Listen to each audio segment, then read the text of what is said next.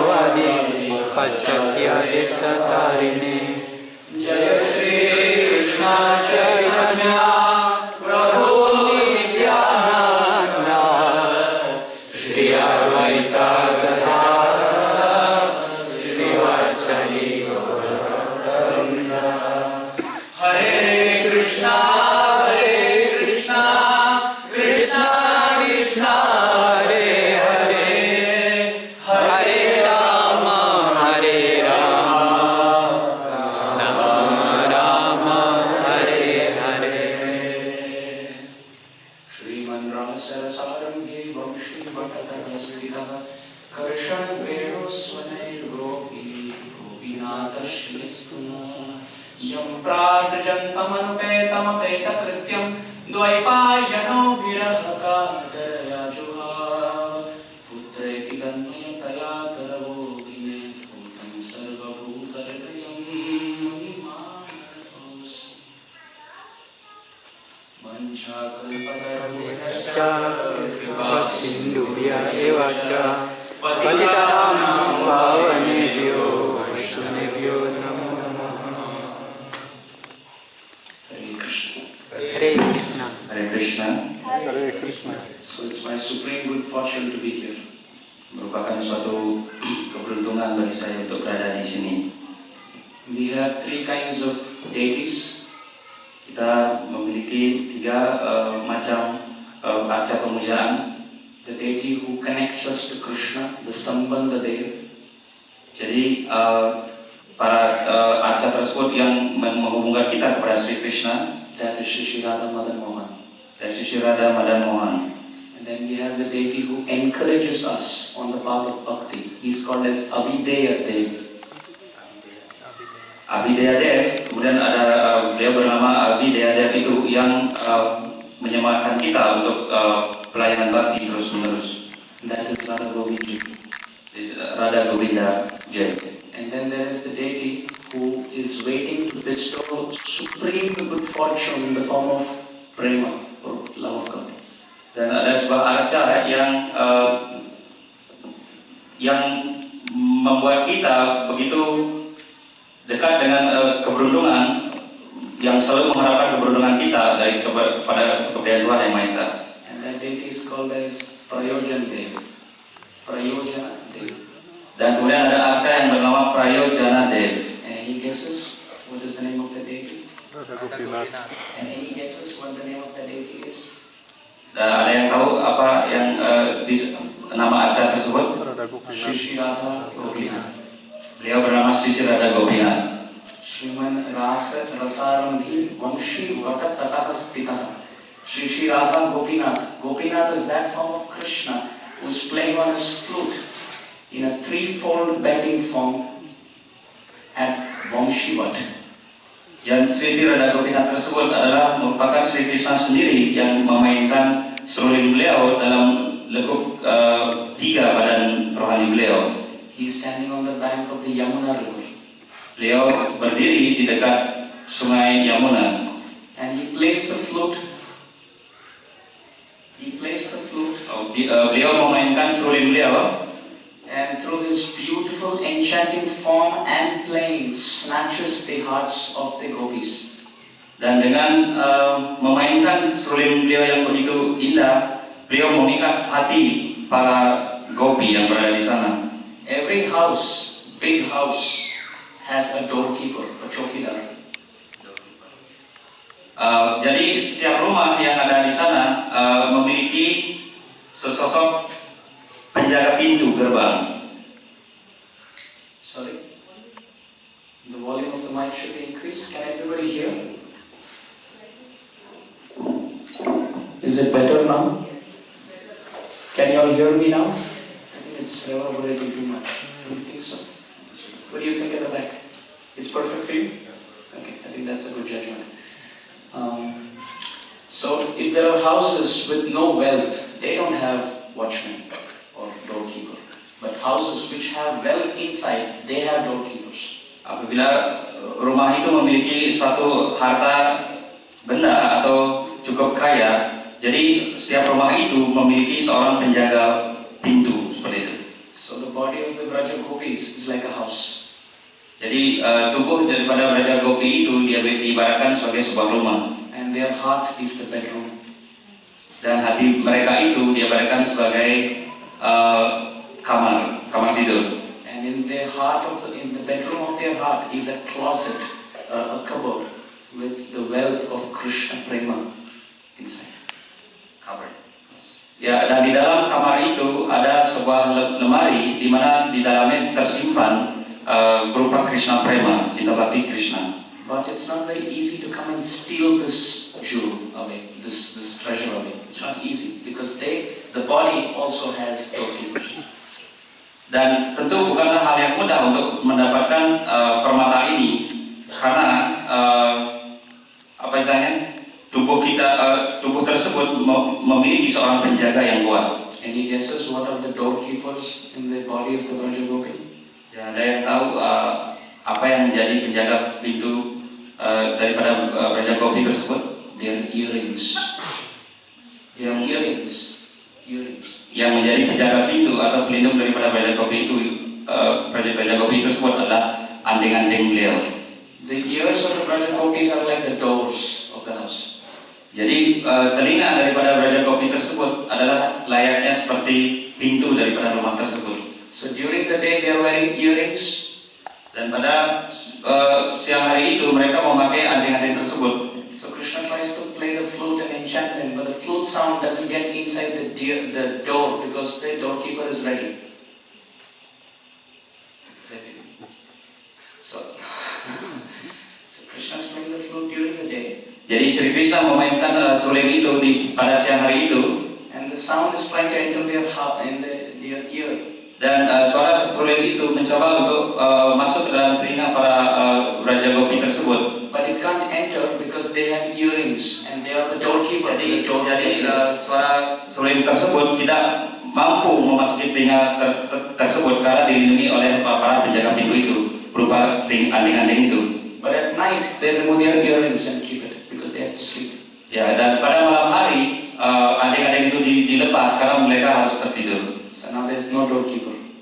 Dan pada malam hari itu praktis tidak ada penjaga pintu tersebut. So on the bank of the Yamuna, under a kadamba tree, Krishna stands and plays his flute.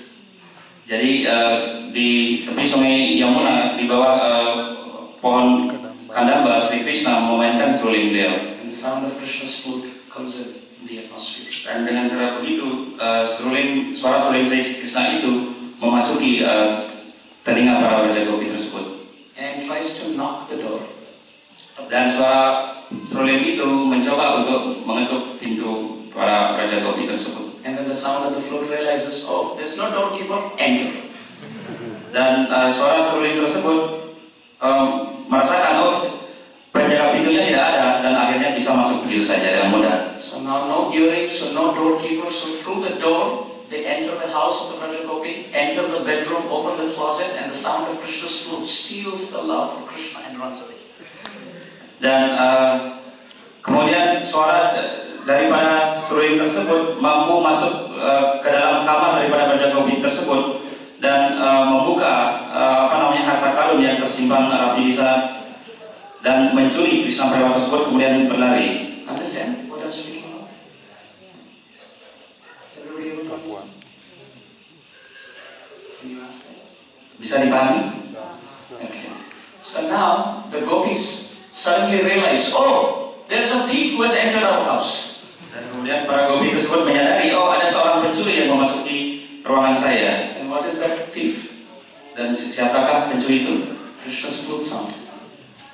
Pencuri itu adalah suara suling Sri Krishna. Now what happens in your house if the thief comes in and steals the ornament and runs away, and you suddenly realize, what do you do?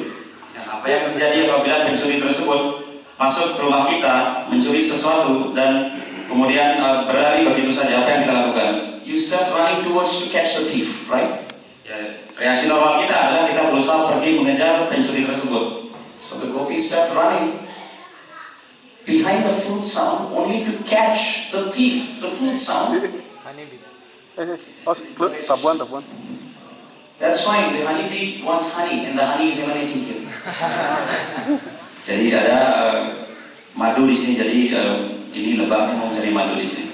Jadi terjemahannya tadi, para belajar kopi tersebut berusaha untuk mengejar suara seruling Sri Krishna tersebut. Now the honeybee is doing parikrama. Lebahnya masih melakukan parikrama di sini. So just like we run behind the thief to catch the thief and get the gold back, similarly the Braja Gopis started running behind Krishna's flute sound only to find out and catch the thief. Jadi para Braja Gopi itu mengejar terus-menerus, jadi hanya untuk mendapatkan permata tersebut kembali, terus-menerus mengejar seperti itu, mengikuti suara seruling Sri Krishna. And this place is called Vamshivat, where Krishna is playing the flute. Dan tempat ini di mana Sri Krishna memainkan seruling ini bernama Vamsivata. Where do you think all the gopis are going to go and reach finally? Kemana akhirnya para gopi tersebut akhirnya menemukan apa yang dia cari? Vamshivat, because that's where Krishna is sending all the thief in the form of flute sound. Jadi itulah yang disebut dengan Vamsivata, di mana beliau mengirimkan semua pencuri-pencuri tersebut.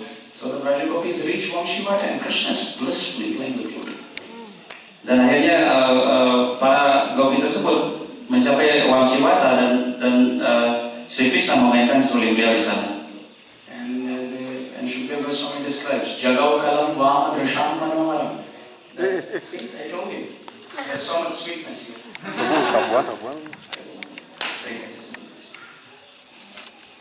So Shukdev Goswami describes Krishna's flute sound is the cause for all sweetness. Jadi Shukadeva Goswami menjelaskan bahwa suara seruling Sri Krishna itu adalah sebab daripada semua kebaikan yang ada. So Krishna is playing the flute and the gopis are all there. Ketika kapanpun Sri Krishna memainkan suara seruling itu, para gopi selalu berada di sana. Krishna opens his eyes and says, "Oh, what are the gopis doing here?" Ketika Sri Krishna membuka mata pandangan beliau melihat apa yang dilakukan para gopi di sini. He tells the Braja Gopis, "Oh, you should actually go back to your houses. It's not good to be here." Jadi Sri Krishna menyampaikan kepada Braja Gopi tersebut, kalian seharusnya kembali pulang ke rumah, tidak seharusnya berada di sini. The gopis said, "We came to catch the thief." Tapi Braja Gopi tersebut mengatakan kepada Sri Krishna, kami datang ke sini untuk menangkap pencuri tersebut. Krishna said, "I didn't call you. I just played the flute." Dan Sri Krishna menyampaikan, saya tidak pernah memanggil kalian, saya hanya memainkan seruling saya. This Lord who exchanges unlimitedly sweet relationships with all the devotees of Vrindavan, especially the gopis, is Gopinath. Jadi pertukaran rasa cinta kasih ini antara Tuhan dan para penyembahnya itu diberikan dengan sangat baik oleh Sri Gopinath sendiri. All of you are so fortunate to be here in the temple and visiting this temple, because it is this Krishna who is the root cause of all sweetness. Jadi kalian para penyembah sangat beruntung berada di sini karena beliau Sri Radha Gopinath adalah penyebab daripada semua rasa manis tersebut. Shri Radha Gopinath. But before we dwell into such subject matters, jadi sebelum kita masuk kepada diskusi kita yang sesungguhnya, Srila Prabhupada told us to systematically study the first 9 cantos of Srimad Bhagavatam. Jadi Srila Prabhupada menyarankan kepada kita, jadi untuk mempelajari Srimad Bhagavatam, yaitu skala 1 sampai 9 dengan sangat teliti. And in the Srimad Bhagavatam there are 10 subject matters, 10 different topics are discussed. Dalam Srimad Bhagavatam tersebut diuraikan ada 10 hal penting yang didiskusikan. Sarga, which means creation, first creation. Jadi yang pertama itu adalah tentang ciptaan. Visarga, which means secondary creation by Brahma. Kemudian ada tataran ciptaan yang kedua yang diciptakan oleh Dewa Brahma. Sthanam, which means different places and universes created by the Lord. Jadi kemudian ada tatanan tata surya yang berbeda-beda yang diciptakan oleh Tuhan. Fourth is Poshanam, how the Lord comes and helps His devotees. Jadi yang keempat, bagaimana Tuhan sendiri datang untuk membantu para penyembah. The fifth is called Uthaya. Uthaya means our nature, swabhav. Our nature, inner nature. Yang kelima itu adalah tentang sifat-sifat makhluk hidup, sifat-sifat kita. Sarga Visarga Sthanam Poshanam Uthaya Manvantara. Manvantara means describing the different age cycles according to the lifespan of Manu. Jadi dalam Manwantara yang berikutnya adalah tentang Manwantara, yaitu tentang umur para makhluk hidup, jadi durasi hidup para makhluk hidup. Ishanukatha. Ishanukatha refers to different avatars of the Lord, the different incarnations of the Lord. Kemudian yang berikutnya membahas tentang awatara atau inkarnasi Tuhan yang berbeda-beda. Nirodha means removal or uprooting our sorrow or distress. Jadi berikutnya itu adalah bagaimana caranya menghilangkan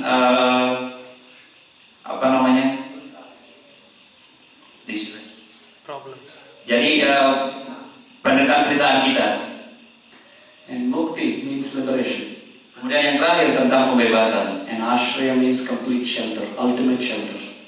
Dan kemudian asraya artinya tempat berlindung tertinggi. So, atra sarga visargascha sthanam poshanam uttaya manvantara isha anukatha nirodha mukti ashraya. 10 subject matters discussed in the Bhagavatam.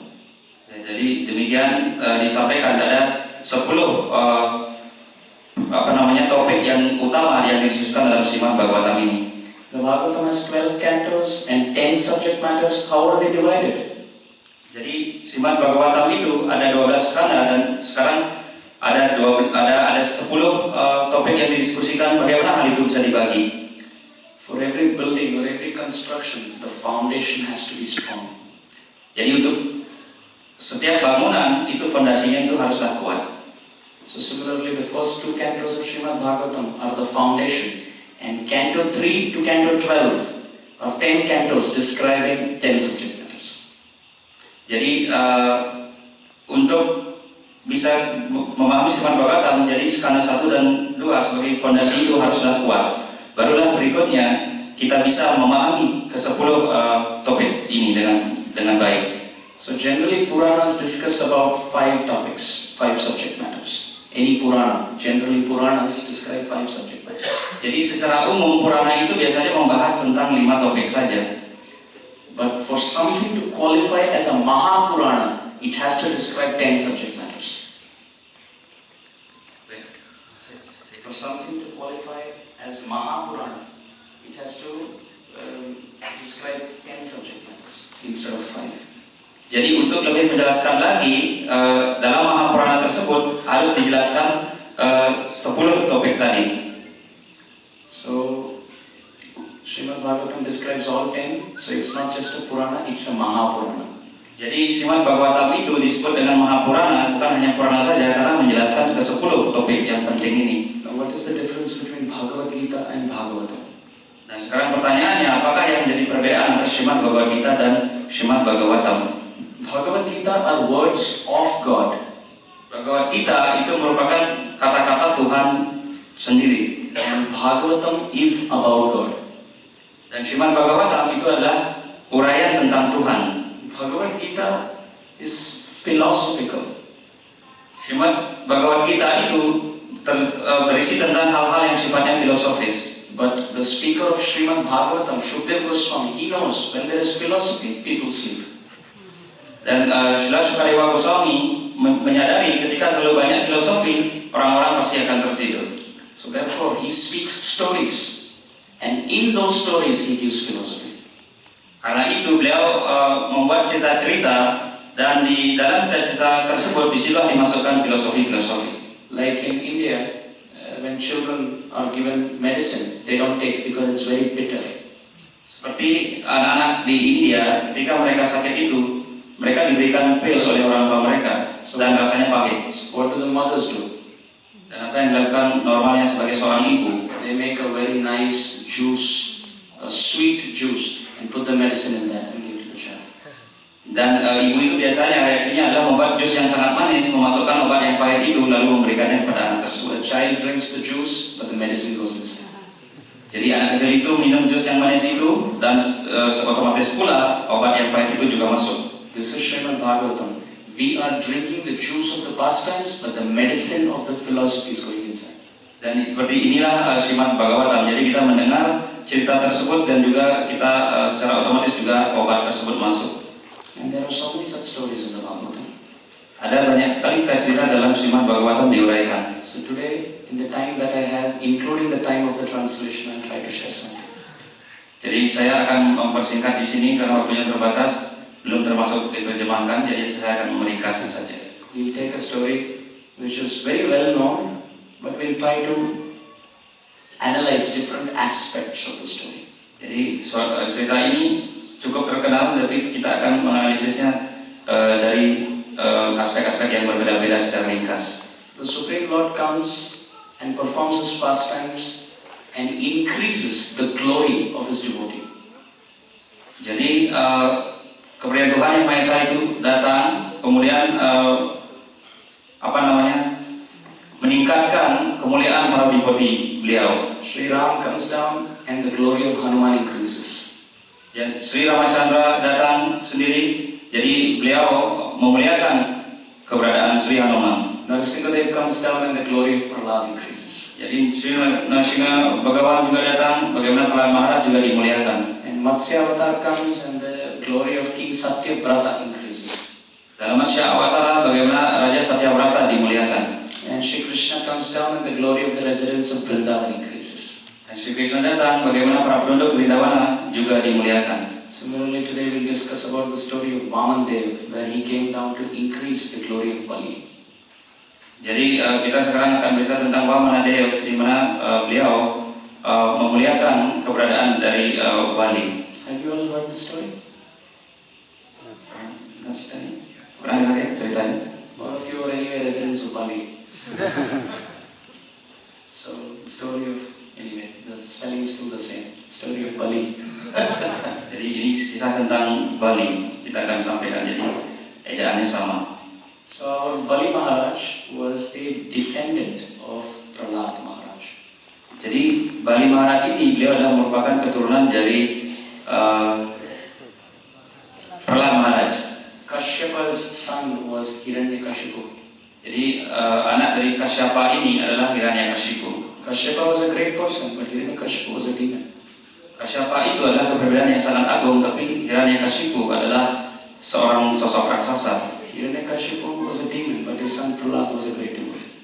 Jadi Hiranyakashipu juga adalah seorang raksasa, tapi anaknya adalah merupakan penyembah yang sangat agung. And Prahlad was a great devotee, but his son Virochan was a demon. Virochan, Prahlad's son. Jadi Prahlad Maharaj adalah penyembah yang agung sekali, tapi Virochan itu adalah seorang raksasa. And Virochan was a demon, and his son Bali was a great devotee. Dan Virochan sendiri adalah seorang raksasa, tapi anaknya Bali Maharaj adalah seorang yang agung, penyembah yang sangat agung. So therefore, in our congregation in America, there is one devotee whose son is not interested at all, and he's Prabhupada disciple. Jadi di Amerika juga ada hal seperti itu. Anaknya itu sama sekali tidak orang tuanya itu tidak tertarik, tapi anaknya itu adalah merupakan murid dari Srila Prabhupada. So he was talking to another god brother, and he said, "I'm Prabhupada disciple. My son is not a devotee." Jadi orang ini mengeluh, orang ini mengeluh kepada teman-temannya, kepada saudara segurunya bahwa saya sendiri adalah murid dari Srila Prabhupada, tapi anak saya tidak tertarik sama sekali. And the god brother smiled and he said, "Don't worry. Wait for him to become a father. His son will become a pure devotee." Jadi jangan khawatir. Jadi kamu tinggal berdoa.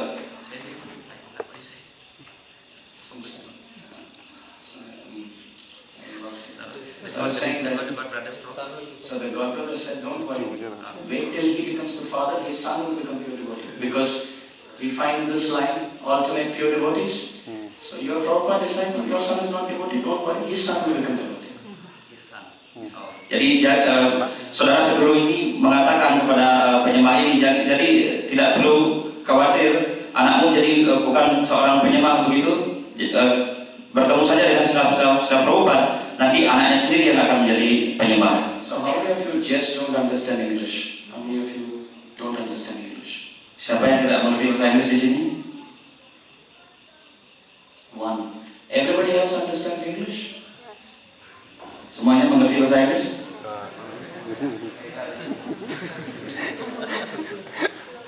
Again, I ask this question. How many of you don't understand English? Kayak berapa banyak orang yang tidak mengerti bahasa Inggris? Those who don't understand English, please put your hand up.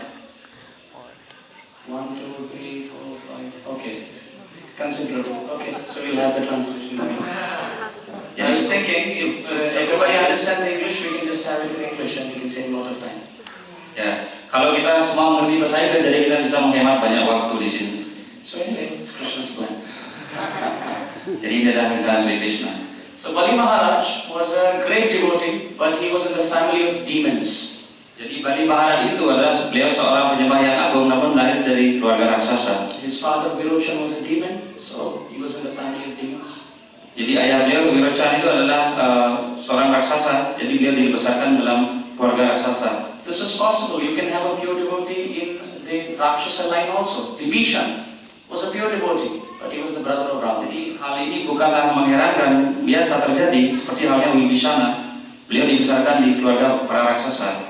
Bali Maharaj, although being a pure devotee, was the head of the Rakshasas, the Asuras, because that was his duty. Jadi Bali Maharaj, walaupun beliau dibesarkan di keluarga raksasa, beliau adalah pemimpinnya para raksasa tersebut. So he performed charities at the right time. Jadi Bali Maharaj itu melakukan kedermawanan di saat yang tepat. He performed sacrifices Beliau melakukan korban suci and got blessings. dan Tuhan memberkati beliau. He would please Brahmanas, Beliau memuaskan para Brahmana get their blessings. dan beliau memberkati Bali Maharaj. This is one story. Dan ini satu cerita. On the other side is Indra, Kemudian cerita yang berikutnya adalah tentang Dewa Indra. head of demigods, Dewa Indra adalah raja para dewa. sitting with his wife Shachi. Dewa Indra duduk bersama istrinya Sachi. Worship going on and he's enjoying it. Persembahan sedang berlangsung dan dia sangat menikmatinya. They are chanting verses and songs glorifying Indra. Dan istri beliau ini bernyanyi untuk memuliakan Dewa Indra. And they are giving him forest flower garlands. Dan istrinya itu memberikan garland yang sangat mewah. And amidst all this, his guru Brihaspati walked in. Dan Brihaspati, guru beliau, kemudian lewat. And Indra was so proud about his position that he just didn't see his guru. Dan dengan cara demikian, jadi Dewa Indra ini merasa sangat sombong. Dia berpura-pura tidak melihat gurunya. He saw his guru, but still didn't get up and greet him. Jadi walaupun gurunya lewat, begitu Indra tidak berpura-pura tidak melihatnya dan tidak memberikan sembah sujud. And Indra gets guru aparad. Dan Dewa Indra kemudian mendapatkan guru aparat. Here on one side is the head of the Asuras. By serving, he's got blessings. And on the other side is the head of demigods. By being proud, he has committed offense. Di satu sisi beliau adalah raja para dewa, namun di satu sisi dia telah melakukan kesalahan kepada gurunya. And so therefore Bali Maharaj became very powerful. Dan demikian juga dengan cara lain, jadi Bali Maharaj menjadi sangat sakti sekali. And our Indra lost everything. Dan Dewa Indra telah dengan cara demikian telah kehilangan semuanya. Indra became a beggar. Dewa Indra itu menjadi seorang pengemis. Bali became so strong that he kicked Indra out of his position and sat on his throne. Bali Maharaj itu menjadi sosok yang sangat sakti sekali dan menendang Dewa Indra dari posisinya dan menggantikan Dewa Indra di singgasananya. Indra became homeless. Dewa Indra menjadi tidak punya tempat tinggal. By committing aparad, he lost everything, and Bali, by serving, he gained everything. Jadi karena kesombongannya kepada guru aparat tadi, kesalahan terhadap guru tersebut, Indra telah kehilangan semuanya, dan di sebaliknya Bali Maharaj karena dia melakukan persembahan korban suci, dia mendapatkan segalanya. Now Aditi is the mother of the demigods. Aditi. Kemudian Aditi, ibu daripada para dewa. So she saw Indra being kicked out. She was in great pain. Menjadi Aditi ini beliau menjadi sangat sakit hati sekali karena melihat Dewa Indra ini ditendang dan beliau sangat sakit hati sekali. So therefore, just to get Indra back to the position of being the king of demigods, she performed a vrat called as Payo Vrat. Untuk dapat mengembalikan Dewa Indra kembali ke istana beliau, Aditi kemudian melakukan persembahan yang luar biasa besarnya yang disebut dengan Payobrata. 12 days she was just on milk. 12 days just on milk. Jadi selama 12 hari dia hanya memakan susu. Yeah, just on susu. Now I don't want to have that translated into Hindi. Susu means something else anyway. So she performed this vrat for 12 days on milk. Jadi dia melakukan persembahan susu ini selama 12 hari. And at the end of that, by the mercy of the Lord, Vaman Deva appeared. Jadi dengan cara demikian atas karunia Tuhan, jadi Wamana Dewa akhirnya muncul. And Vaman Deva appeared and he looked so effulgent with a golden complexion, golden form. Jadi Wamana Dewa itu muncul dengan sosok beliau yang penuh dengan kemewahan. And being a brahmachari and a brahmana, he looked very effulgent. Dan jadi seorang brahmana dan brahmachari, beliau menjadi terlihat begitu megahnya, mewahnya. He was given deer skin to wear. Deer skin to wear.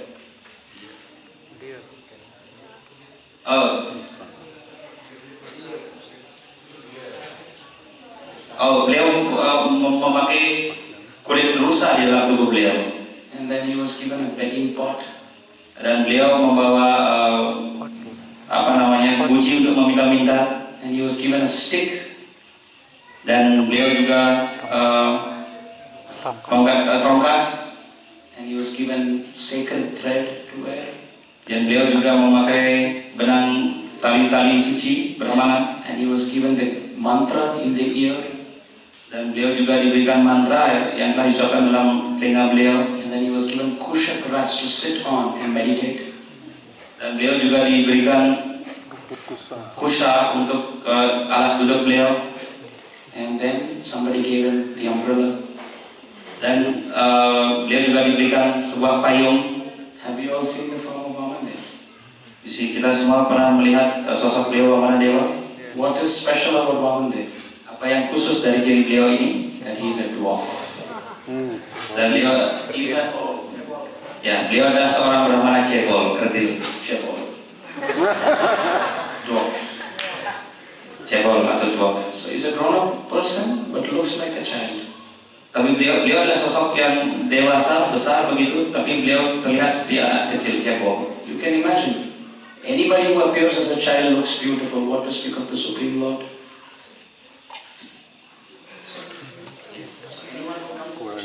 Ya, siapapun yang muncul sebagai sosok anak-anak itu terlihat begitu manis sekali.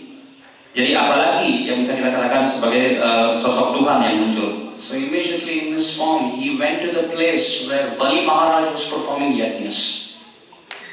Jadi beliau kemudian membawa semua peralatan tersebut dan di mana beliau mendekati di mana Bali Maharaj sedang melakukan yajna. And he went there, and Bali Maharaj was performing yajnas, and immediately Bali Maharaj saw at the end of the yajna a Brahmana is walking. Oh, wonderful! Jadi ketika Bali Maharaj itu melakukan yajna tersebut, di akhir yajna itu beliau melihat Bali Brahmana cebol ini atau Wamana Dewa muncul. Wow, Bali Maharaj merasa sangat senang sekali. Betapa beruntungnya saya. Any sacrifice, any yajna is considered complete if at the end a Brahmana walks on his own and he is given charity. Jadi suatu yajna itu dikatakan berhasil apabila sesudah selesai yajna itu seorang Brahmana mendekat dan dia mampu memberikan sebuah persembahan kepada Brahmana. So Bali was very happy and Vaman Deva was also very happy. Jadi Bali Maharaj merasa sangat berbahagia dan Wamana Dewa juga merasa sangat berbahagia. Jadi dua-duanya bahagia. Now please understand, Vaman Deva was in the form of a beggar. Jadi kita harus pahami bahwa Wamana Dewa itu beliau adalah merupakan sosok seorang peminta-minta, pengemis. And Bali Maharaj there was sitting as the king of heaven. Jadi Bali Maharaj dalam peran beliau di situ adalah sebagai raja dari surga. Now the big multi-millionaires and billionaires of this world are like insects in front of Bali. And big rich people of this world Oh ya, jadi orang kaya yang ada di dunia ini are like insects in front of Bali. jadi seperti serangga kecil yang ada di depan Bali Maharaj. So Bali Maharaj had so much wealth. Karena Bali Maharaj sendiri adalah merupakan raja yang sangat kaya sekali. If you start from one end of the universe to other end of the universe, and you keep writing zeros after zeros, after a 9, still you cannot understand the wealth of Bali. Jadi kita dari ujung alam semesta di sebelah sana sampai dengan ujung berikutnya itu, apabila kita menghitung kekayaan Bali Maharaj itu, masih kita tidak bisa menghitungnya karena kita tanpa batas. Bali was very powerful. Bali Maharaj itu beliau adalah sosok yang sangat perkasa sekali. Indra was shivering just by the movement of Bali Maharaj's head. Dewa Indra menjadi gemetar ketakutan hanya dengan melihat saja begitu Bali Maharaj ini menoleh. So many big controllers of this universe would bow down to Bali. Jadi begitu banyaknya para raja-raja atau pemimpin di seluruh dunia itu pada saat itu bersujud di hadapan Bali Maharaj. So you see a contrast here, somebody who has too much and somebody who had nothing. Jadi ada hal yang sangat kontras sekali di sini. Di satu sisi ada orang yang sangat kaya sekali, namun di pihak lain ada orang yang tidak memiliki apa-apa. Should I continue this story? Ya, bisa kita lanjutkan ceritanya? Are we all interested? Yes. Yeah, but can we understand it? Ya, bisa dimengerti ceritanya? Okay, good. So now I'll continue and I'll tell you what happens next. Ya, jadi saya akan lanjutkan ceritanya dan saya akan sampaikan apa yang terjadi. There's a saying, you should only feed a person who is hungry. Jadi seperti halnya memberi makan seseorang yang sedang kelaparan. Because if you feed somebody who's not hungry, the food gets wasted. Bila kita memberi makan seseorang yang tidak lapar, jadi makanan itu menjadi terbuang. So therefore, I just want to make sure that all of us are interested. Jadi saya hanya memastikan bahwa kita semua di sini menjadi tertarik juga. So then Mahamandir walked up to Bali and then he said, Bhikshan Devi, please give me something. Jadi Wamana Dewa ini, Brahmana Cebol ini mendekati Bali Maharaj dan mulai meminta-minta, oh berikanlah hamba sesuatu Raja. So Bali said, yes, I'm at the end of a yajna and a self-effulgent brahmachari Brahmana is walking. I want to give you with both my hands. Jadi saya akan, ya saya memiliki semuanya. Ada seorang brahmachari yang datang ke sini untuk meminta, saya akan berikan sebanyak yang bisa saya berikan. So Mahamandir said, I actually don't need anything. Jadi Wamana Dewa sebenarnya beliau mengatakan saya tidak perlu apapun dari Anda. Now he said, no, you should have. Look, you're like a beggar. I can give you so much. Ask for it and I'll give you. Tapi Bali Maharaj begitu bersemangat, tidak, Anda adalah seorang brahmana dan Anda seharusnya saya berikan sesuatu dan saya memiliki segala kekayaan, Anda harus minta. He was really not aware whom he was talking to. Jadi Bali Maharaj tidak menyadari dengan siapa dia sedang berbicara. So Bali Maharaj said, okay, if you want to give me something, just give me 3 steps of land. Jadi Wamana Dewa ini berkata kepada Bali Maharaj, baiklah, kalau Anda ingin memberikan saya sesuatu, berikanlah saya 3 langkah tanah. And Bali said 3 steps of land. Bali Maharaj kemudian menyeringai begitu. And moreover, you're a dwarf. Hanya 3 langkah dan Anda adalah seorang cebol. Even if a full-grown man takes 3 steps, how much is it? Bahkan ketika orang dewasa saja bisa melangkahkan kakinya hanya 3 langkah itu, seberapa banyak yang bisa didapat? And if a dwarf takes 3 steps, how much is it? Dan apabila orang cebol yang melangkah, seberapa besar bidang tanah itu didapat? Now there is a saying, when you go to big people, very rich people, you should ask according to their standard. Jadi ada pepatah mengatakan apabila kita meminta sesuatu kepada orang kaya, seharusnya kita meminta sesuai dengan standar orang kaya itu. If I go to a king and the king says, yes, what do you want? I can give you gold, I can give you diamond. And you say, oh, I want the ashes of a dead man. The king is insulted. Jadi apabila kita datang, misalnya saya datang kepada raja yang sangat kaya, Jadi yang dia memiliki emas, uang dan sebagainya. Dan apabila kita meminta kepada orang kaya itu abu daripada mayat yang sudah dibakar itu, jadi orang kaya itu akan merasa sangat terhina. So Bali Maharaj said 3 steps, 3 dwarf steps anybody can give you. Why are you coming to me for that? Jadi Bali Maharaj berkata kepada Brahmana Cebol ini, kepada Wamana Dewa, hanya 3 langkah kaki. Kenapa engkau meminta bersama saya? Orang lain bisa memberikannya. I can give you 3 planets, probably even 3 universes, and you're asking me 3 dwarf steps. Dan kau hanya minta 3 langkah cebolmu yang pendek-pendek ini, saya bisa memberikan 3 alam semesta, dan seluruh alam semesta ini bisa berikan kepadamu. Vamadev says, well, actually I don't need anything, just to keep you happy I'm asking this. Wamana Dewa kemudian merespon, saya tidak memerlukan apapun, saya meminta ini hanya untuk membuat Anda bahagia, hanya itu saja. Now, Bali Maharaj again started asking. He said, I have so much, you have nothing, I can give you, why are you not asking? Tapi Bali Maharaj tetap saja beliau menyampaikan bahwa saya ini orang kaya, saya memiliki semuanya, mengapa kau tidak minta saja? So now Vamadev chastised Bali. Dan sekarang pada saatnya akhirnya tiba bagaimana Wamana Dewa ini memuji Bali Maharaj. So philosophically speaking, Vamadev makes a fantastic point. This should be lesson number 1 in this class. Jadi dalam cerita ini Wamana Dewa ini memiliki ajaran yang sangat fantastik kepada kita, bahwa yang merupakan yang paling utama di sini. He says a person is rich if he doesn't need anything. He's rich in himself. He doesn't need anything outside. Ya, jadi ketika seseorang itu kaya, jadi dia tidak perlu lagi apapun yang berasal dari luar. He said, I'm so happy. Vamadev said, I'm so happy within that I don't need anything external. But look at you. You have everything, but you're still greedy for more and you're dissatisfied within. Jadi Wamana Maharaj mengatakan, jadi saya cukup berbahagia dengan apa yang saya punya. Jadi saya tidak menginginkan apapun dari luar. Tapi Anda memiliki semuanya, segala sesuatu, tapi Anda masih menginginkan hal-hal yang dari luar. Karena itu Anda tidak berbahagia dari dalam hati Anda. So now if there is a grandfather who's playing with his grandson all around the room and then starts searching for his spectacles, and the grandson starts helping him but doesn't get anywhere. Misalkan ada sebuah contoh, seorang kakek bermain-main bersama cucunya di dalam ruangan.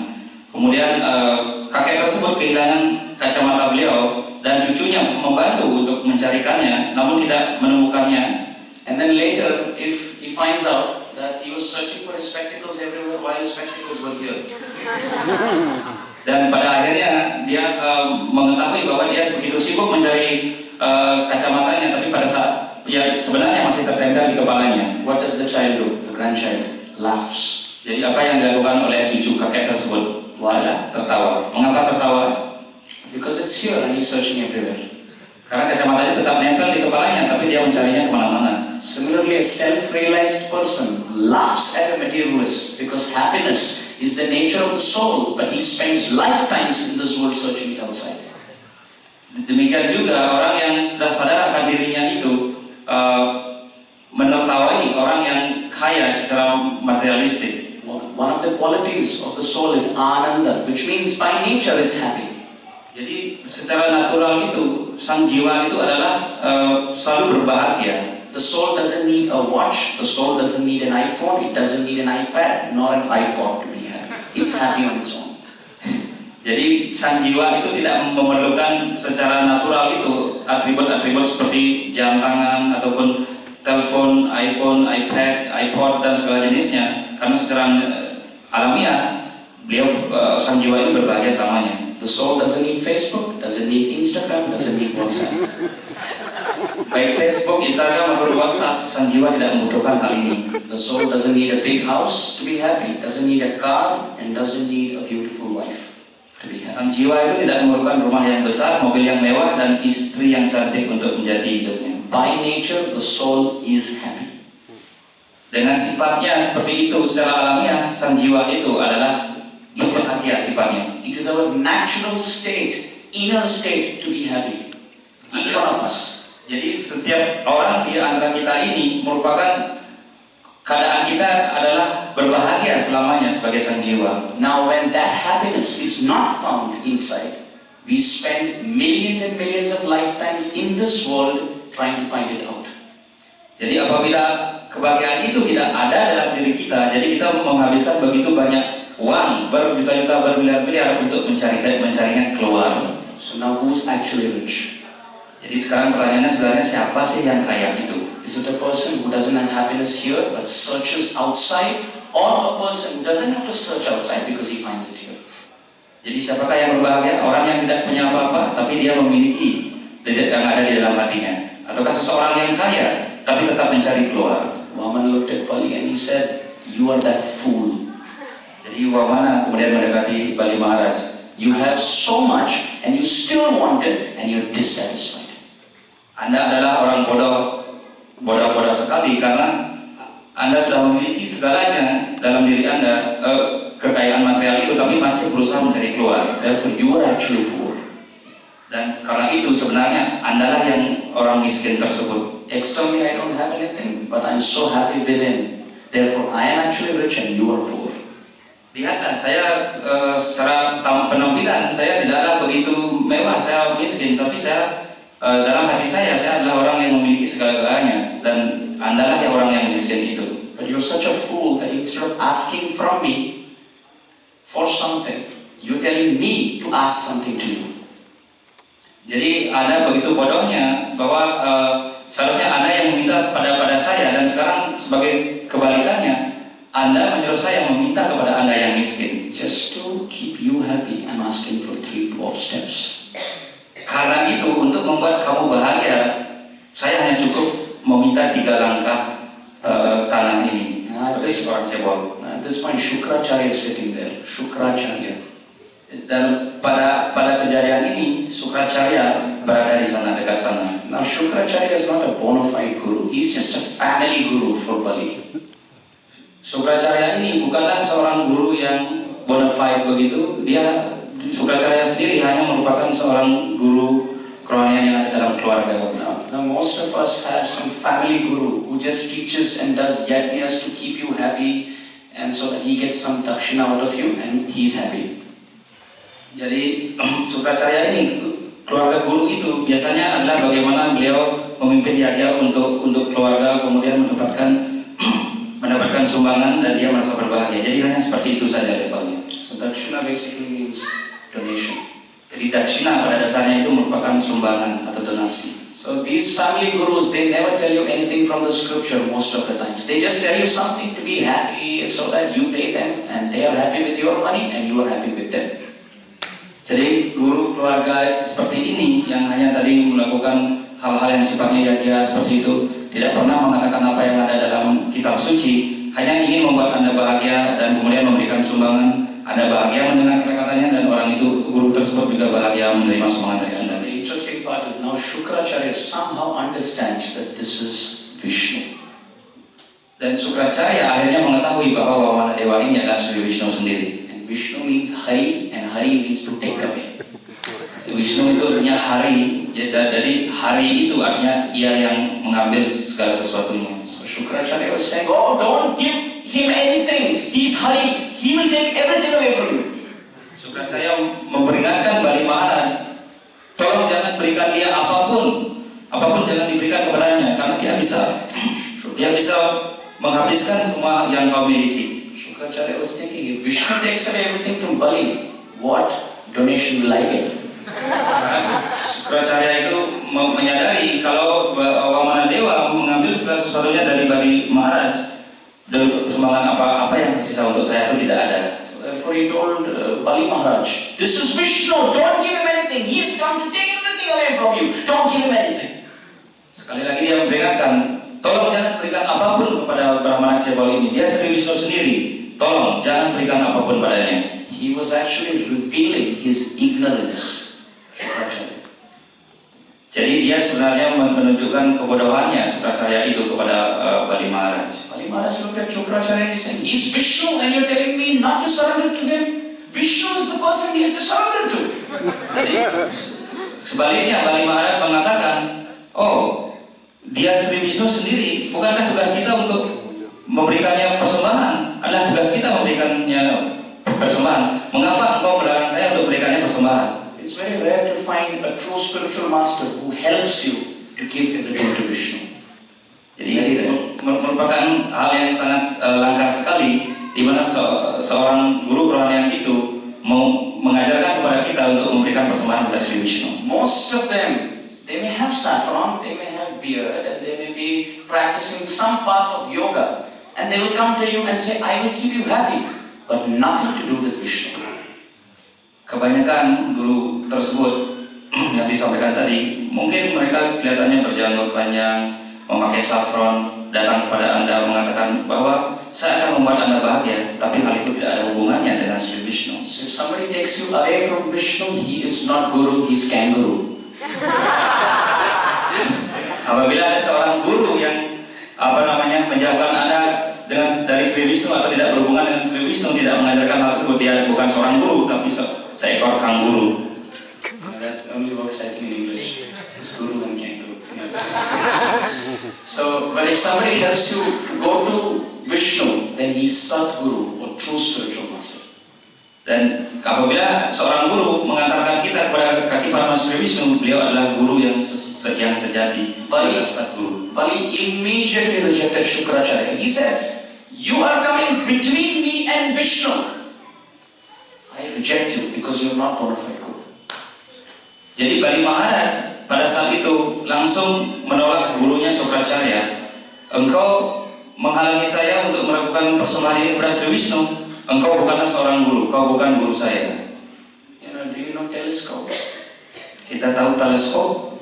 In telescope there are different lenses, different glass pieces. Jadi di dalam teleskop itu ada macam-macam kaca pembesar yang levelnya berbeda-beda. Now what do these lenses do? Apa yang dilakukan oleh lensa-lensa ini? The planets which are very big but look very small at a distance. By looking through the telescope, now that small looks very big. Jadi dengan teleskop itu, benda yang jauh itu ketika dipandang dengan teleskop, benda yang kecil itu menjadi sangat besar. Now if one of the lenses is not transparent, can you see? Apabila salah satu lensa itu tidak mentransfer bayangan itu, apakah bisa kita melihat? So you throw it away. Jadi kita harus membuangnya. Similarly, all the acharyas in our parampara are like lenses, and this process of bhakti is a telescope by which that distant Bhagavan can be realized. Jadi demikianlah halnya dalam bhakti ini, itu seperti lensa-lensa yang ada dalam teleskop itu, peran sebagai guru parampara tersebut yang bisa menghubungkan kita kepada Sri Wisnu. Apabila satu saja tidak berguna, jadi kita harus membuangnya. Just like each of these lenses have to be transparent, each of these gurus must be bona fide. Jadi seperti halnya lensa-lensa ini yang memindahkan atau mentransfer penglihatan kita kepada Sri Wisnu, demikianlah juga guru spiritual tersebut yang bisa mengantarkan Sri Wisnu. Just like if one of the lenses are spoiled and you can't see the object, similarly one of the gurus is not taking you to Krishna, he's actually a deviant, he's not following the authorized path. Demikian halnya lensa tadi, apabila menyebabkan mata kita tidak bisa melihat objek tersebut, jadi harus diganti. Demikian juga apabila ada guru yang tidak mengantarkan kita kepada Sri Wisnu dan dia melenceng dari garis perguruan parampara yang bona fide, maka dia harus ditinggalkan. So Bali immediately rejected Shukracharya without a second thought. Jadi tanpa pikir panjang lagi, Bali Maharaj ini menolak gurunya Shukracharya and asked Vamadev, okay, oh Brahmana, please start taking your steps.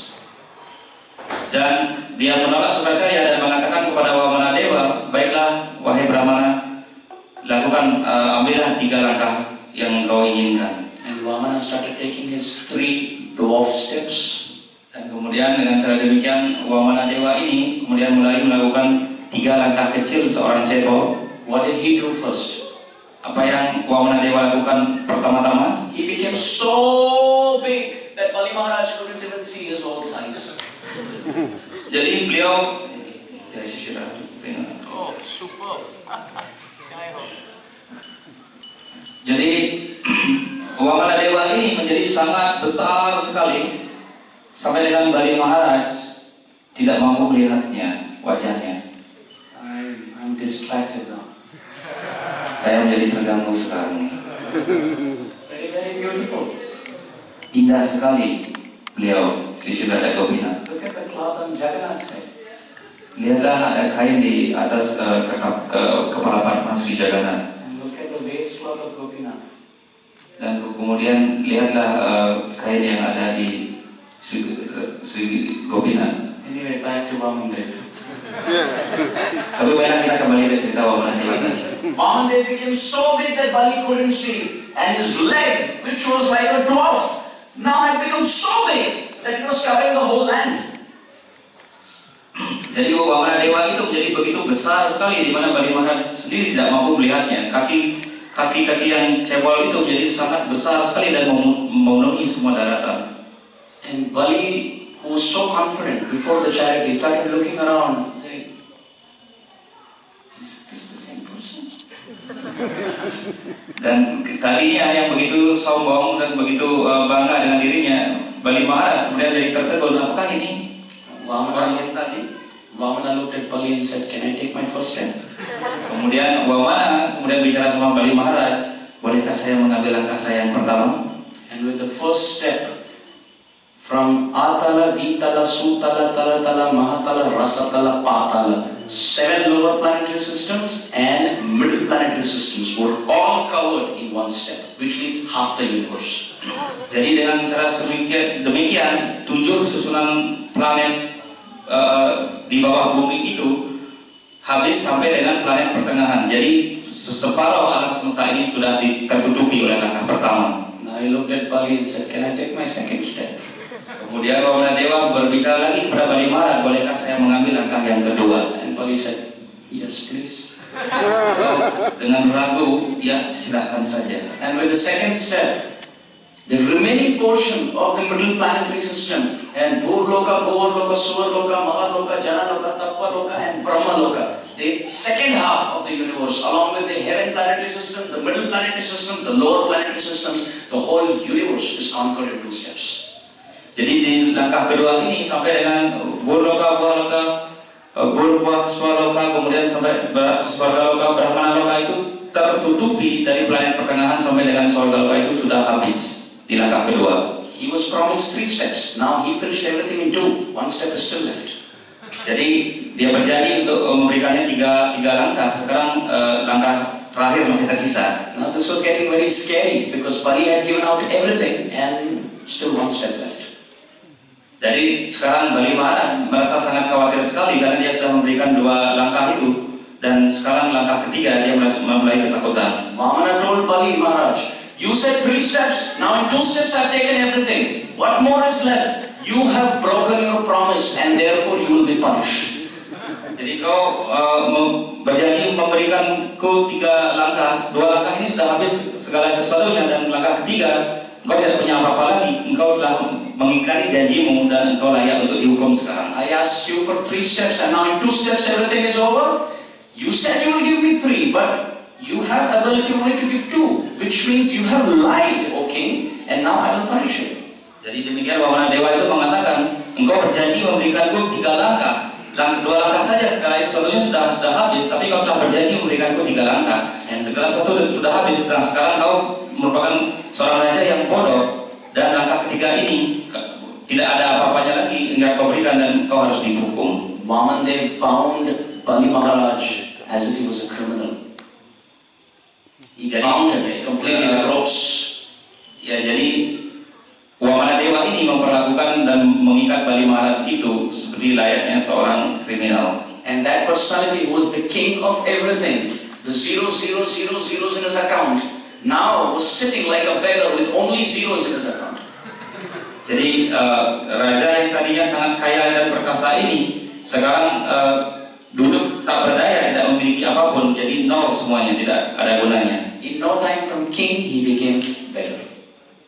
Jadi pada saat dulu itu beliau adalah seorang raja yang perkasa sekali dan sekarang beliau hanya menjadi seorang pengemis. Immediately he was rejected by his family, by his friends, and he who was worshipped now was sitting in the center like a beggar and everybody looking around. Jadi dan dimuliakan seperti itu, dan keluarganya bahkan sekarang melihat beliau sebagai pengemis menolaknya seperti itu, dan orang-orang hanya bisa menatap tertegun. Now please understand what is happening. Dan tolong dipahami apa yang sebenarnya terjadi. The second beautiful lesson of the story. Dan ini adalah merupakan bagian kedua indahnya cerita ini. For a Kshatriya, dishonor is worse than death. And Bali Maharaj was being dishonored in public. Jadi sebagai seorang ksatria, penghinaan merupakan tidak diberikan penghormatan merupakan lebih hina daripada kematian sendiri. Bali Maharaj is a pure devotee and Krishna was heavily testing him. He was a pure devotee and Krishna is testing Bali Maharaj. Jadi Bali Maharaj ini adalah seorang penyembah yang murni dan Sri Krishna sedang sekarang menguji beliau. But Bali Maharaj was sincere, very very sincere. Namun Bali Maharaj tetaplah sebagai kepribadian yang sangat tulus hati. And therefore Krishna gave him inner strength to cross over all these problems. Dan karena beliau seorang yang tulus, penyembah yang tulus, dengan cara itu Sri Krishna kemudian memberikan kekuatan untuk melewati semua cobaan-cobaan ini. Now think about Bali Maharaj's grandfather Prahlad. Nah sekarang kita pikirkan tentang kakek daripada Bali Maharaj sendiri, yaitu Prahlad Maharaj. 5 years old and he's being stabbed with swords and spears. Jadi anak yang berusia 5 tahun ini ditusuk dengan pisau dan mau ditombak begitu. He was given poison. Prahlad Maharaj diberikan racun. He was thrown. Yes. He was thrown into a pit with snakes. Beliau dilempar dalam sumur yang penuh dengan berisi ular. Thrown under the feet of elephants. Dilempar di kaki para gajah-gajah yang besar. Thrown from the top of mountains to die. 5-year-old child.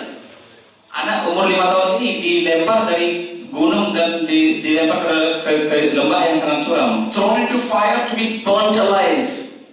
Dilempar dalam api untuk dibakar hidup-hidup. And worst of all, who was doing this? His own father. Dan kita pikirkan siapa sebenarnya yang melakukan ini adalah ayahnya sendiri. Heavy testing. Too much testing by Krishna.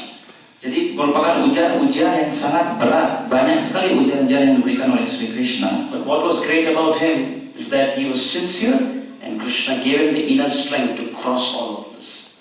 Jadi apa yang kita bisa pelajari di sini, hal yang menakjubkan adalah dia diberikan kekuatan oleh Sri Krishna karena ketulusannya dan dia bisa melewati semua rintangan tersebut. Kunti Dewi Kunti, 5 sons supposed to be kings thrown into the forest as beggars. memiliki putra 5 orang yang seharusnya menjadi tahta seorang raja, tapi dibuang ke tengah hutan. Husband dead. Suaminya sendiri meninggal. A child, Karna, before marriage. Jadi seorang anak, beliau juga punya seorang anak bernama Karna yang beliau dapatkan sebelum beliau menikah. Daughter-in-law Draupadi disrobed in public.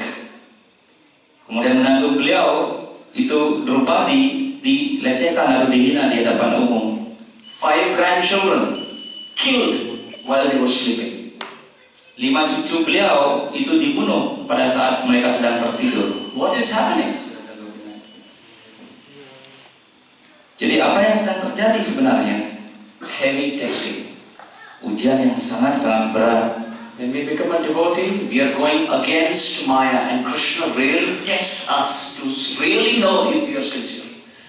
Jadi apabila itu pelajarannya adalah apabila kita seorang penyembah yang mencoba untuk melawan Maya, jadi Sri Krishna kemudian memberikan ujian seberapa kuat kita. Now think, if you were in Prahlad Maharaj's position. Sekarang coba bayangkan ketika kita berada di posisi Prahlad Maharaj itu. Your father gives you 2 choices. Ayah Anda memberikan Anda 2 pilihan saja. 1, give up Krishna consciousness and become the biggest king. Yang pertama adalah tinggalkan kesadaran Krishna ini dan jadilah raja yang hebat. Or second, be Krishna conscious and be tortured, beaten up and burnt. Or second option, be Krishna conscious and be tortured. I didn't get the second one. Jadilah berdasarkan Krishna, and So the first is either forget Krishna and become the king, or second, remember Krishna and still struggle.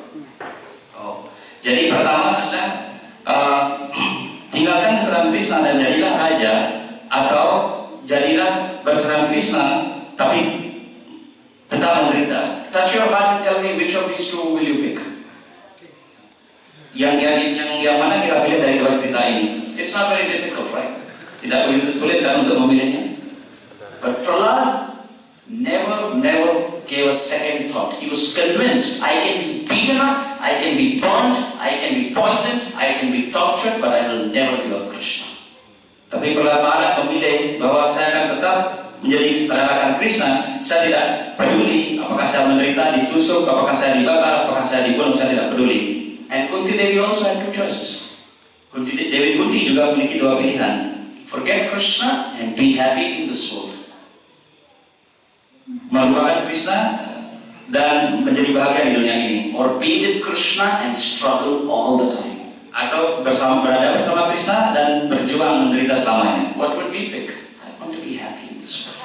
Jadi apa yang kita inginkan? Kita ingin berbahagia di dunia ini. But here is Devi Kunti saying, Vivada Santuta Shashvata Tatra Jagatguru. My Lord, be with me. I am ready to ask for more and more calamity. Because when there is calamity, I remember you.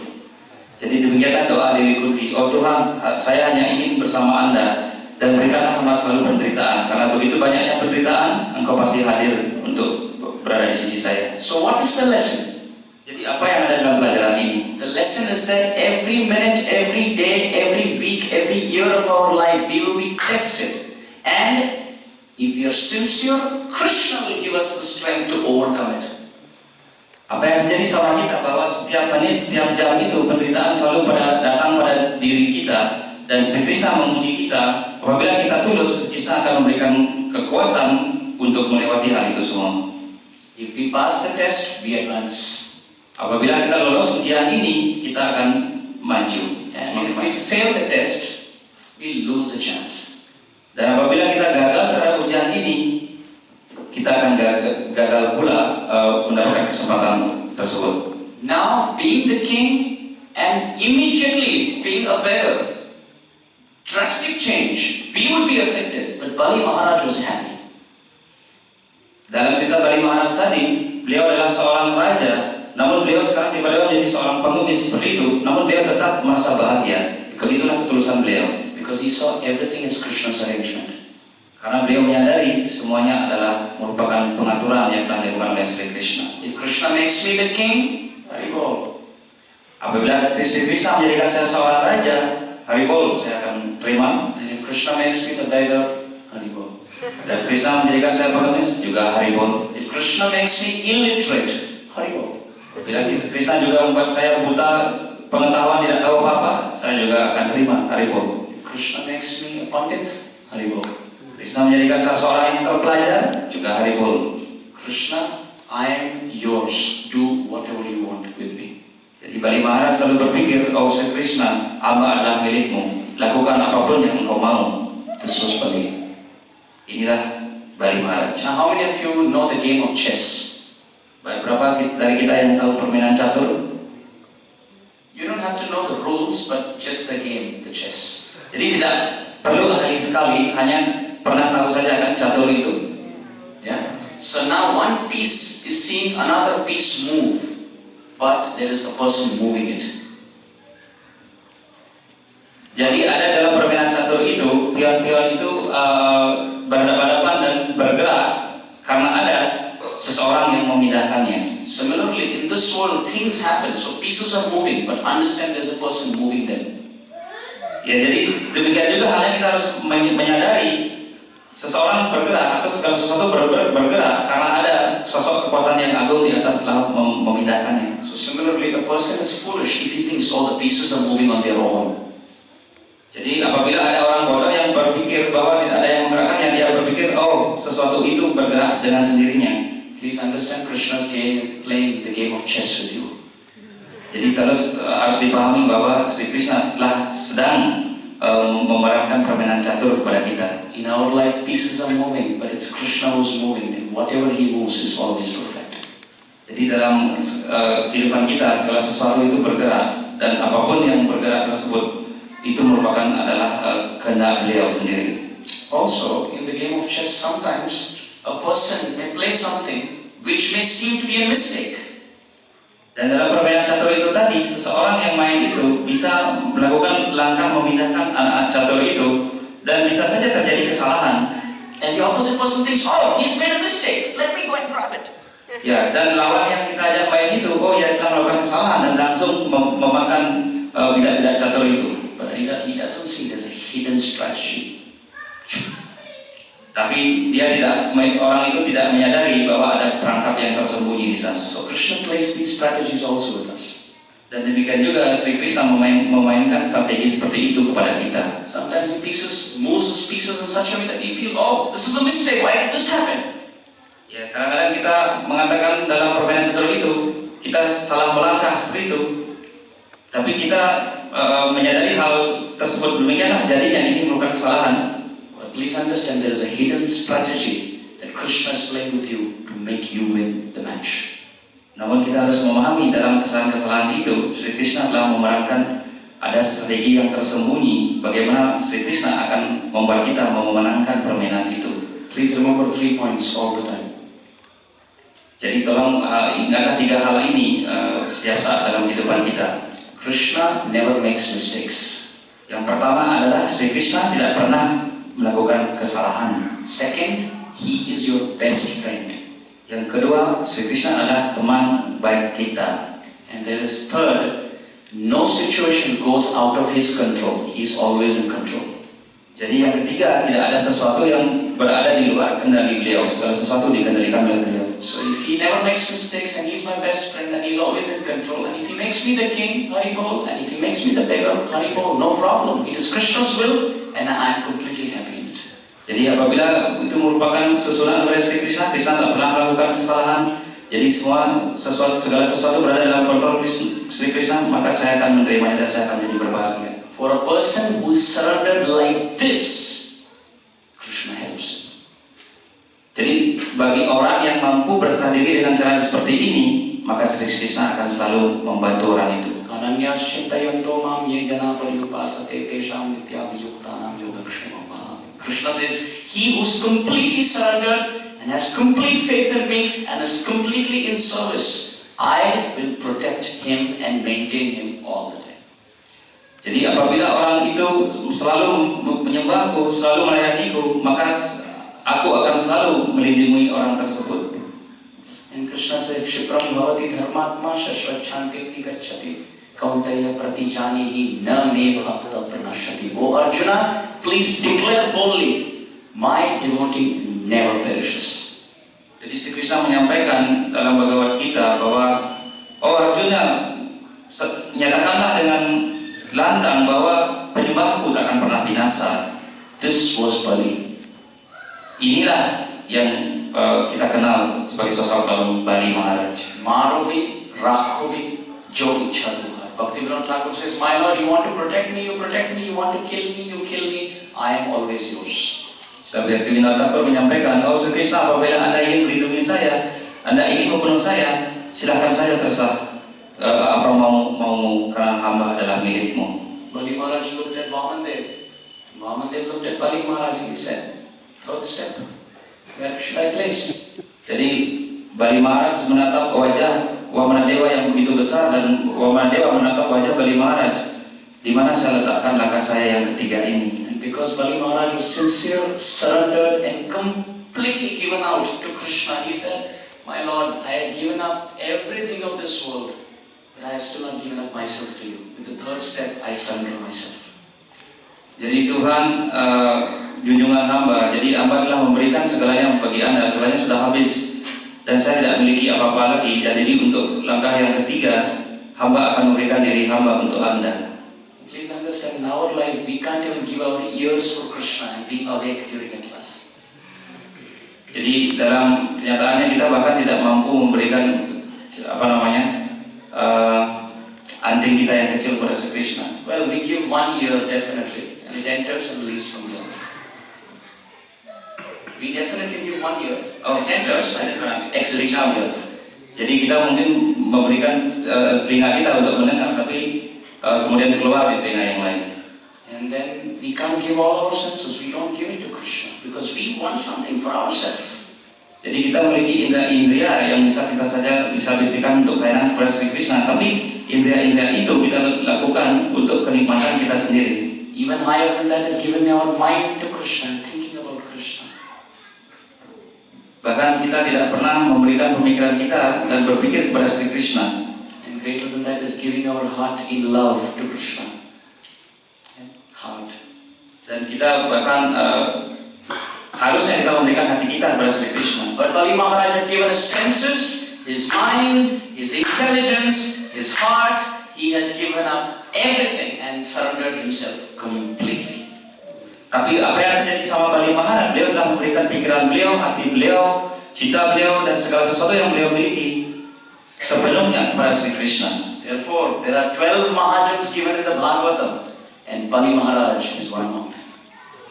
Karena itu ada 12 mahajana yang kita kenal dalam Srimad Bhagavatam tersebut, dan Bali Maharaj salah satu dari 12 mahajana tersebut. There are 9 limbs of bhakti. Merupakan 9 proses cara bakti tersebut. Shravanam, hearing. Jadi Shravanam mendengar, Kirtanam, chanting. Kirtanam mengucapkan, Vishnu Smaranam, remembrance. Vishnu Smaranam mengingat, Pada Sevanam, worshipping the lotus feet. Pada Sevanam memuja hati Padma Tuhan. Archanam, worshipping the deity. Arcanam memuja Arca. Vandanam, offering prayers. Vandanam berdoa.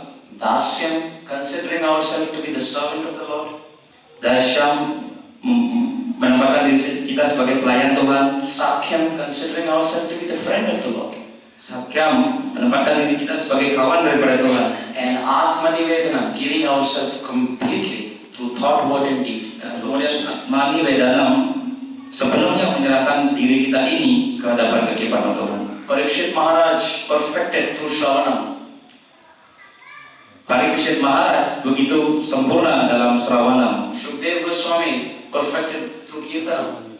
Sukadewa Goswami begitu sempurna dalam Kirtanam. Prahlad Maharaj perfected through Smaranam, remembrance. Prahlad Maharaj begitu sempurna dalam mengingat nama Tuhan. But who's the example for Atmanivedana, the final stage of bhakti? Jadi siapakah sosok yang mengambil posisi sebagai Atmanivedana, memberikan segala sesuatunya kepada Tuhan? Beliau adalah Bali Maharaj. And Vamandev, he lifted his third step. Dan kemudian Vamanadewa akhirnya mengangkat langkah beliau yang terakhir, yang ketiga. And please note in the second step, when he took, it was so huge that through his nail, the toe, he broke open the material shell and Ganga started flowing with him. Second step. Jadi pada langkah beliau itu, beliau telah membuka cakrawala semuanya terbuka lebar, dan Dewi Ganga Dewi masuk dan mencuci kaki Padma beliau. Why does Lord Shiva hold Ganga on his head? Because she came into this world washing the lotus feet of Vaman. Jadi mengapa kita lihat Dewa Shiva itu ada Ganga Dewi muncul dari kepala beliau? Karena beliau muncul hadir dari dunia rohani itu mencuci kaki Padma Vamanadewa. Now look at the scene. Bali Maharaj is bound like a prisoner and Vamandev is keeping his third lotus feet on the head of Bali Maharaj. Dan sekarang kita bisa lihat bagaimana Vamanadewa ini diikat seperti layaknya seorang kriminal seperti itu, dan kemudian Vamanadewa melangkahkan kaki beliau yang ketiga di atas kepala. Bahushchate narinanabhapadaravintam yogaishware divijintya akad bodai samsara kupapatito tarnavalambham gehe jushamapi manasudiyat sadana yat pada pankaj palashu vilashu bhaktya karmashayan krititam udghatayanta santa tadvannaritamatayo yatayo pisanta shotrum ganastamaranam bhajavasudevam. These two verses describe the glories of the Lord's lotus feet. Jadi dalam dua sloka ini menjelaskan bagaimana kemuliaan daripada kaki Padma Tuhan. It is said the Lord's lotus feet is so superb that when the Lord places his lotus feet in the heart of the devotee, the place from where material desires are coming up, the Lord blocks it and boom, no more material desires. Jadi apabila kaki Padma Tuhan sendiri itu diinjakkan kepada apa namanya kepada seorang penyembah beliau yang murni. Jadi semua keinginan-keinginan material yang keluar itu segera tertutupi dan tidak ada lagi keinginan-keinginan material yang keluar. आमी विद्या ए मूर्खे विषय कहने दिवा नीचे चरणामृत दिए विषय भुलाइबा. Chaitanya Mahaprabhu is saying, when a person prays for material things, why should I give him? Instead, I take my lotus feet, block his heart, and now that hole from where material desires are coming are sealed. No more material desires. Demikian pula halnya dengan Sri Chaitanya Mahaprabhu. Mengapa seseorang begitu berdoa untuk kemajuan keinginan material? Jadi kalau dia meminta sesuatu padaku, maka saya akan melangkahkan kaki saya dan menutup semua keinginan material tersebut yang muncul dari menutup lubang keinginan material tersebut sehingga tidak terjadi sesuatu. So the Lord gave that lotus feet on the head of Bali, which Brahma and even Shiva don't get. Jadi demikian Sri Wamana Dewa melangkahkan kaki Brahma beliau di atas kepala Bali Maharaj, di mana Dewa Brahma dan Dewa Shiva sendiri pun tidak mendapatkan. He gave him the whole planet of Sutal Lok. The whole planet of Sutal Lok. Dan beliau telah memberikan seluruh planet yang bernama Sutala Loka. And not just that, the Lord stood outside as a doorkeeper. Vamandev was standing as a doorkeeper outside Bali Maharaj's place. Jadi Wamana Dewa sendiri itu menjadi penjaga pintu dari pekerjaan yang dimiliki oleh Bali Maharaj. And Ravana attacked Bali Maharaj's abode. Dan Ravana kemudian menyerang kediaman daripada Bali Maharaj ini. And Vamandev was standing as a doorkeeper with a stone nail to kick Ravana back, and he fell into Lanka. Jadi hanya dengan ujung kuku itu Wamana Dewa menendang Ravana dan Ravana terjatuh. The third and the final lesson of the story. Dan yang merupakan bagian ketiga, merupakan bagian akhir dari cerita ini. The Lord tested Bali in and out, and when Bali succeeded, the Lord surrendered to him. Jadi yang ketiga itu adalah Tuhan telah menguji Bali Maharaj di dalam dan di luar, dan apabila Bali Maharaj melewati ujian ini, maka Tuhan sendiri yang akan bersujud kepada beliau. We find this all the time in the Lord's pastimes, all the time. Jadi kita melihat hal semacam ini di semua lila-lila Tuhan yang ada. Chaitanya Mahaprabhu would carry the load of the clothes of his devotees. Jadi Chaitanya Mahaprabhu itu beliau membawa pakaian daripada para penyembah beliau. He would wash their clothes. Beliau rela untuk mencuci pakaian-pakaian tersebut. He would wash their lotus feet and drink that water. Dan beliau rela untuk mencuci kaki para penyembah beliau dan meminum air tersebut. And look there, the Lord of all lords, he who with 2 steps covered the whole universe, was bound with ropes by his purest devotee, Yashoda. Jadi seperti gambar yang ada di atas di belakang sana itu, bagaimana Tuhan daripada Tuhan kita yang paling agung, beliau diikat dengan cinta kasih oleh Ibu Yashoda yang tidak memiliki apa-apa. And when his father Nanda Baba tells him to get shoes, Krishna doesn't just get it, he keeps it on his head, because the lotus feet of his pure devotee is his asset. Demikian juga Nanda Maharaj ketika beliau menginginkan sandalnya dan Sri Krishna kecil membawakan sandal tersebut di atas kepala beliau, karena itu merupakan aset yang terbesar, debu kaki Padma seorang penyembah murni di kaki Padma Tuhan. And what about Arjuna on the battlefield of Kurukshetra? Dan apa yang kita bisa ceritakan tentang Arjuna yang ada di medan perang Kurukshetra? Have you ever thought of it? They never had GPS. How would Krishna know where to move? Jadi tidak ada global positioning system atau GPS di sana. Bagaimana Sri Krishna bisa berpindah-pindah tempat? And Arjuna did not have a mic to tell Krishna, turn right. Dan tidak ada mikrofon seperti ini. Arjuna memerintahkan keras-keras pada Krishna, tolong belok kanan. It's a noisy battlefield. How will he tell Krishna, stop, go ahead, turn right, turn left? How will Krishna hear? Jadi medan perang Kurukshetra itu merupakan tempat yang sangat hiruk-pikuk dan ramai sekali, tidak terdengar suara sama sekali. Bagaimana Arjuna bisa menyampaikan pada Krishna, tolong berhenti, maju, lurus, kiri kanan, itu tak terdengar sama sekali. Do you know what Arjuna did? Apakah ada yang tahu apa yang dilakukan oleh Arjuna? If he wanted Krishna to turn right, he would kick Krishna's right shoulder. Arjuna apabila ingin Sri Krishna itu mau melakukan ke kanan kereta itu, Arjuna akan menendang bahu di sebelah kanan dari Sri Krishna. And if you wanted Krishna to turn left, he would kick the left shoulder. Dan apabila sebaliknya angin belok kiri, dia akan menendang bahu kiri Krishna. This is how merciful Krishna is. He is ready to be kicked for every right and every left because Arjuna is completely surrendered to him. Jadi inilah teristimewanya dari Tuhan itu sendiri. Beliau rela ditendang kiri dan kanan ataupun lurus seperti itu. Karena apa? Penyembahnya seperti Arjuna itu sepenuhnya berserah diri kepada beliau. In this world, nobody is happy working for a boss because the boss bosses over you. Ya, di kenyataannya di dunia material ini tidak seorang pun berbahagia bekerja dan ada seorang bos di sana. Karena bos itu memerintahkan kita ini dan itu. That's why so many people have their own businesses. Karena itulah orang-orang lebih baik mendirikan urusan bisnisnya sendiri. But Krishna is such a boss that he makes you feel that you are the Lord and he is your servant. Namun dalam cerita kisah Sri Krishna ini itu berbeda. Sri Krishna akan menempatkan diri kita seperti bos dan Sri Krishna sendiri adalah menjadi pelayannya. Therefore Krishna is called Bhakta Vatsala. Karena itu Sri Krishna beliau disebut sebagai Bhakta Vatsala. We say, Hey Krishna Karuna Sindhu. He is an ocean of mercy. Dan itu disampaikan, Hey Krishna Karuna Sindhu, beliau adalah lautan karunia. An ocean means deep, wide, long, and broad.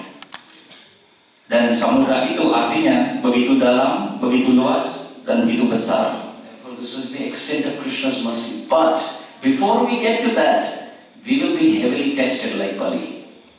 Namun pada kenyataannya sebelum kita mencapai hal-hal tersebut yang kita sampaikan tadi, maka kita akan diuji seberat apa yang Bali Maharaj alami. How many of you like to drink sugarcane juice? Banyak. Siapa yang di antara kita senang meminum es tebu? Okay. And how many of you have seen the crushing machine of the sugarcane? Siapa yang memiliki mesin usaha jual jus tebu itu? Have you all seen? Pernah melihat mesin tersebut yang menggiling Now tebu? sugarcane rods are very, very thick and hard. Jadi batang tebu itu merupakan sangat keras dan tebal. But before the juice comes out of it, it has to be completely crushed and cut by the blades and thrown into the dustbin. Jadi sebelum cairan manis itu keluar dari tebu yang keras tadi, jadi sebelumnya itu benar-benar digiling dengan sangat keras dan kemudian membuang ampasnya. Our hearts are that hard. Hati kita demikianlah kerasnya hati kita layaknya tebu But itu. the juice of love is there. Tapi cairan jus yang manis itu ada di sana. But for that we have to enter the blades in the machine.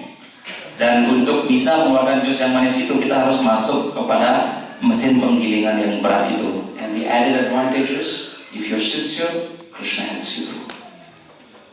Krishna Helps you through.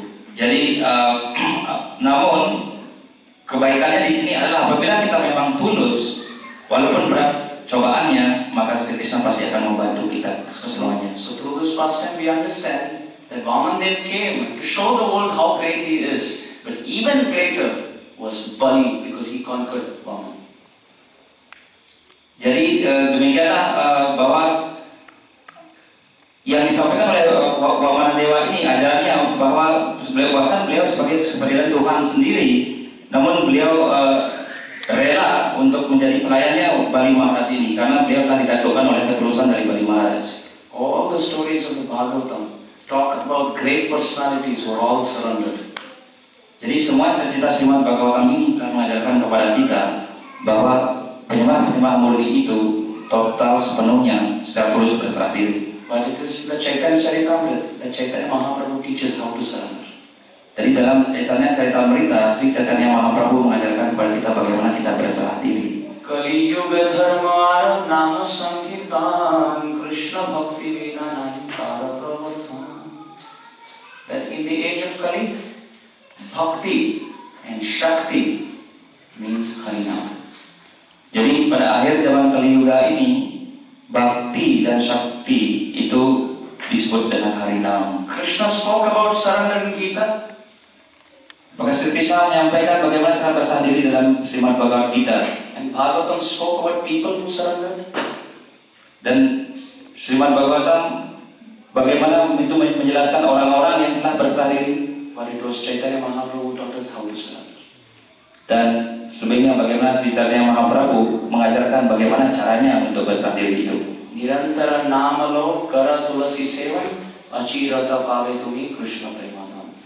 Continuous chanting of Hare Krishna Mahamantra and worshipping Tulasi. Jadi demikian beliau mengajarkan kepada kita adalah terus-meneruslah mengucapkan nama suci Sri Krishna Mahamantra ini dan memuja Tulasi Dewi. And in the association of devotees, if we serve Vaishnavas and hear Hari Katha from them, all success guaranteed. Dan keberhasilan itu akan dijamin apabila kita melayani kepada semua para Vaishnava yang ada dan kita mendapatkan karunia di sana. So in this way, there are so many lessons from the past time of Bali, but I just picked up 3 because I have to take care of the time and the translation. Jadi karena saya banyak sekali cerita tentang Bali Maharaj ini, tapi saya hanya akan mengambil 3 esensi saja karena masalah waktu dan terjemahan yang panjang. Chalayasi vikramane Bali madhutavana. Chalayasi vikramane Bali madhutavana. Valanakhani rajanita janavana. Keshavadrita vamana rupa.